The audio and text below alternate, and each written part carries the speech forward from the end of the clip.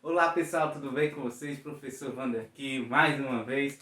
Hoje diferente, certo? Antes ali com o PowerPoint, na gravação do computador, agora com a minha lousa aqui, tudo para ter uma explicação, sim, mais do meu jeito, mais da minha forma, para vocês entenderem de uma forma melhor, certo? Do que algo ali lendo do PowerPoint, certo? Ali, quando for para mostrar alguma figura, alguma imagem, dá certo? Mas aqui eu acho que flui melhor a minha explicação. Beleza? Hoje nós vamos falar uma revisão das aulas passadas, até para quê? Para que a gente fale sobre distribuição eletrônica. Sim, o nosso assunto entrou em distribuição eletrônica. Então, antes de entrar em distribuição eletrônica, eu acho melhor a gente ter algumas ideias sobre o átomo antes de entrar na distribuição eletrônica em si. Beleza? Ideias importantes, certo? Já nas ideias importantes, existem 4 modelos atômicos que são os principais, que são o modelo de Dalton, modelo de Thomson, modelo de Rutherford e o modelo atômico de Bohr, certo? Então tem esses 4 modelos atômicos, certo? O modelo atômico de Dalton, ele é conhecido como modelo bola de bilhar. Por que ele é o bola de bilhar? Porque ele é esférico. 2, ele é indestrutível, indivisível também. A ideia átomo já vem disso, né? Indivisível, certo? Então ele não poderia ser dividido e não poderia ser destruído. Além dessas características, ser esférico, indivisível, indestrutível, ele era maciço. O que é maciço, Wander? Ele sabe um coco? Um coco, ele é oco, certo? Por dentro. Ele é duro por fora, mas é oco por dentro, certo? Beleza? Então ele não era oco, ele era maciço, ele era duro. Por isso que ele é conhecido como bola de bilhar.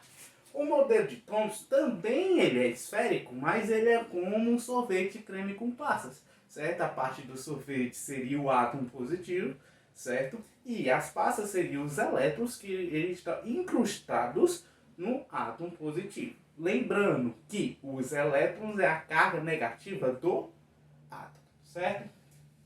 O Rutherford, ele já disse que é o modelo mais conhecido, como é o modelo planetário, ele tem um centro, ele tem um núcleo. Esse núcleo ele é positivo, formado pelos prótons e pelos nêutrons. A carga do próton P de positivo. E o nêutron já disse que ele é neutro, certo? Então, ele tem um núcleo que ele é positivo e ao redor do núcleo existe a eletrosfera. Essa eletrosfera é por órbitas elípticas, formada por órbitas elípticas, certo? E essas órbitas elípticas, os elétrons ficam circuncidando o átomo, certo?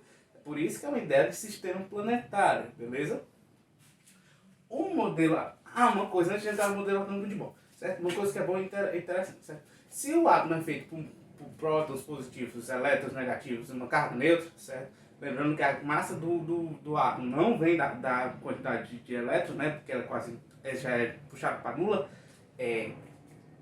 Essa carga de elétrons e a carga de prótons tem que ser eletricamente neutra, certo? Ou seja, a quantidade que eu tenho aqui tem que ser igual à quantidade aqui. Então, se tem 13 prótons, 3 elétrons, 15 prótons, 15 elétrons, só se for um íon. Aí o íon, sim, aí tem uma mudança, porque pode ter elétrons a mais ou elétrons a menos, certo? O modelo atômico de Bohr, ele é muito parecido com o modelo de Rutherford, só que a diferença é que, primeiro é a igualdade, né? Ele sim tem um centro, tem um núcleo. Esse núcleo é formado pelos prótons e pelos nêutrons, certo? Núcleo positivo. E ao redor dele também tem uma eletrosfera. E também tem órbitas. Só que a diferença da órbita do de Rutherford por de Bohr, a diferença principal, qual é a diferença principal? É que a órbita daqui é elíptica. A órbita do Bohr, ela é circular, certo? Eu não sou tão bom desenhista, vocês vão perdoar, mas eles são assim, certo? Então, as órbitas são circulares. Beleza? Órbitas circulares. Então aqui eu desenho quantas órbitas? Eu tenho um centro, o núcleo positivo, certo? Eu tenho as órbitas circulares onde circuncidam os elétrons, certo? Então eu tenho a órbita 1, órbita 2, órbita 3. e assim por diante, certo? De acordo com os átomos da tabela periódica, os elementos químicos que nós temos, os 7 camadas já baixam, certo? Então, quantas camadas nós temos? 7 camadas. Professor, quais são as camadas? Simples. Camada 1, camada 2, camada 3, camada 4, camada 5, camada 6, camada 7. De acordo com os elementos químicos que nós temos na tabela periódica, certo? Tanto os sintéticos como os naturais, nós cabemos nessas 7. Beleza? Então, se você pensar, a gente tem 7 camadas, certo? Então, camada 1, camada 2. Só que a gente pode também dar um outro nome a elas e é assim, certo? Se a gente vai aqui chamar a camada 1 de K. O nome dela é K, certo? Então, se você saber que a primeira camada é a K, depois do K, L, M, N, O, P e Q. Então, quando eu quero chamar a camada 5, eu posso dizer camada 5 ou camada O. É a mesma coisa, certo? 7 camadas. Então, aqui eu tenho um núcleo positivo, certo? Aí eu tenho aqui a minha primeira camada. A minha primeira camada eu posso ter um elétron aqui. Beleza? Aí, aqui é na camada 1. Show? Camada 2, camada 3, camada 4. Lembrando, vamos lá. Um elétron só pode ir para a camada 2, certo? Só posso ter mais elétrons. Na verdade, não é eu falando. Só posso ter mais elétrons assim na camada 2 quando a camada 1 estiver cheia. Certo? Porque cada uma delas tem uma quantidade específica de átomos que comporta. Certo? Vamos lá. Vamos lembrar. Certo?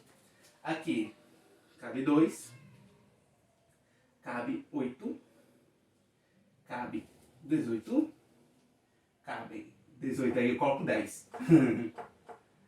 Cabe 18, cabem 32, cabem 32, cabem 18 e cabem 8. Certo? Então, primeiro se completa. Pronto. Eu tenho 3 elétrons, digamos. Certo? Eu não posso colocar os 3 na camada K. Eu não posso colocar os 3 na camada L. Não. Eu coloco primeiramente os 2 primeiros na camada K, se só comporta 2. Ah, professor, e quando já tiver fechado? Quando tiver fechado, você vem, bota mais um aqui, fica os 3 elétrons. Certo? Tranquilo? Show? Beleza? Vou aqui apagar o quadro. Quando voltar, vai ter outra coisa aqui na luz. Vamos lá, pessoal, voltamos. Certo? Então, aqui, a luz eu já mudei. Continuei aqui com o meu átomozinho de Bohr. Certo? Aí eu só reescrevi lá para você. Ó, aproveita e pode bater até o clique aí, ó. Certo? Então, o átomo é formado por 7 camadas, até 7 camadas. Onde é camada 1, camada 2, camada 3, camada 4, camada 5, 6 e 7. K, L, M, N, O, P, Q. E aqui eu coloquei o número de elétrons que cabem em cada camada. Na primeira camada cabe 2, na segunda cabe 8, na terceira 18 e assim por diante, certo? Vamos lá. Vamos pensar cada nívelzinho, beleza? Cada nívelzinho desses com uma casa, beleza? Show? Então, cada casa tem seus compartimentos, certo? Concorda comigo que casas maiores têm mais compartimentos que casas menores? Lógico, né? Uma casa pequena não vai ter 10 compartimentos, certo? Certo? Então, mesma coisa aqui, certo? Em níveis menores, certo? Tem menos compartimentos. E em níveis maiores tem mais compartimentos. Então, os átomos, os níveis, eles são 7 camadas, que a gente também pode chamar de níveis. E são 4 subcamadas, que também podemos chamar de subníveis, certo? Que como se fosse um nível a casa, o subnível, um compartimento, certo? Vocês vão entender, certo? Então, 4 subcamadas, certo? Aqui a camada KLMNOPQ e a subcamada SPDF. SPDF. Lembrando, minúsculos, certo? Apresentações minúsculas. Até para não se confundir tanto esse P aqui com esse P aqui, certo? Que coloco o minúsculo, certo? Uma coisa que aprendi com meus alunos, certo? Ano passado, para você se lembrar, certo? Não lembra da subcamada. Sem pão dá fome, sem pão dá fome, sem pão dá fome. Professor, agora estou com fome, não posso fazer nada. Então vamos lá. Tu, meus alunos que ensinam. Então, sem pão dá fome. Então, camadas S, P, D, F. Na camada S, na subcamada S, cabem 2 elétrons. Na camada P, cabem 6. Na subcamada D, cabem 10. E na subcamada F, cabem 14. Professor, o que é que isso tem a ver? Vamos lá. Eu não falei que na primeira camada só cabem 2, certo? Então na primeira subcamada só cabem 2. Então a primeira camada é só formada pela subcamada S, só tem um compartimento. Mas preste atenção. Na segunda, presta atenção nisso, certo? Na segunda camada, certo? Cabem quantos? 8. 8 elétrons. Então, preste atenção. Se ele for 2 mais 6, são 8 elétrons. Ou seja, o nível 2 é formado por 2 subníveis. O subnível S e P. Ou seja, o nosso exemplo, a segunda casa é formada por 2 compartimentos. A casa L é formada pelo compartimento S e compartimento P. Olha aqui o terceiro, certo? O M cabe 18.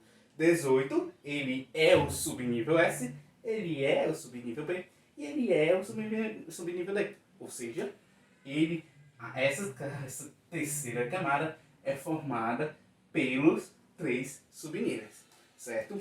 Dito isso, a gente encerra essa aula. O que é que você viu? Você viu uma rápida revisão sobre os modelos atômicos, você viu o conceito de camada e de subcamada, certo? As 7 camadas do átomo e as 4 subcamadas eletônicas. Tudo isso para a gente ir para o diagrama de Linus-Pauling e fazer aquilo lá de 1s2, 2s2, 2pc, certo? É uma coisa assim que todo mundo se lembra da química disso daqui, do ensino médio. Todo mundo se lembra, todo mundo sabe, certo? Todo mundo se lembra disso aqui, certo? É uma das matérias que mais marcam as pessoas, certo? Então eu acho que essa introdução aqui deu para se orientar legal. Para a próxima aula a gente começar andando bala. Show? Valeu, pessoal. Até mais.